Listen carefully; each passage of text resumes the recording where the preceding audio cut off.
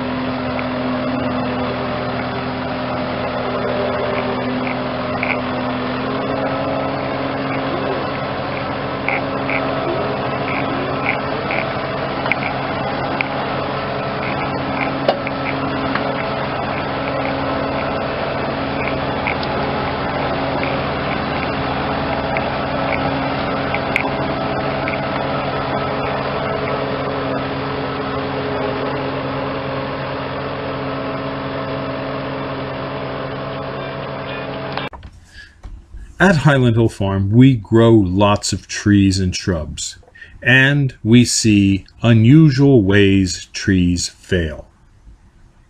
Some of them are very common that you will recognize right off, like buck rubs on trees. Even though a tree is only 2 feet high, this spruce was buck rubbed. Some small shrubs, even in the ground, get eaten by moles and voles. This was a rose bush that was attacked and killed. Small trees in our growing operations sometimes suffer damages to their roots from mice and moles.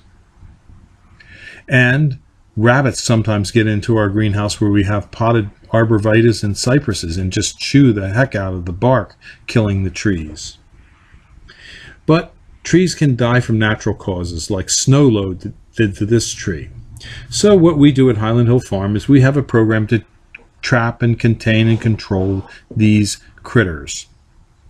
However, sometimes we have losses that we feel are acceptable that we don't try and control. In this example here, the most unusual way we lost trees was this year. We lost these 2 arborvitaes here, and the reason was a fox. Yes, a fox was in the field, and they like to chew. They constantly are chewing on things because their teeth keep growing. And the fox found the water line that feeds these trees and actually bit into the water line. And because the water line had some holes in it, we cut out the bad section and re-spliced it together with a connector. But when we did, it shortened up the entire length of the line, and the last 2 trees were left unwatered, and so they died. Now, you might wonder if we're going to kill the fox because of this. Absolutely not. This is an acceptable loss. We would prefer to have the fox do a minor bit of damage like this than have thousands of rabbits and mice running loose through our nursery. So we do not allow any fox hunting on our farm. But we do allow people to come. We have a deer program for people to hunt deer and rabbits. So you can call us for that. Or if you need trees and shrubs, feel free to give us a call at 215-651-8329. We specialize in growing arborvitaes and pine trees, spruce trees for screening and privacy. And we do deliver and install to Northeast U.S. states and ship our seedlings all across the United States. Thank you. This video is brought to you by Highland Hill Farm. We grow and sell screening and buffering trees for privacy and sound barriers.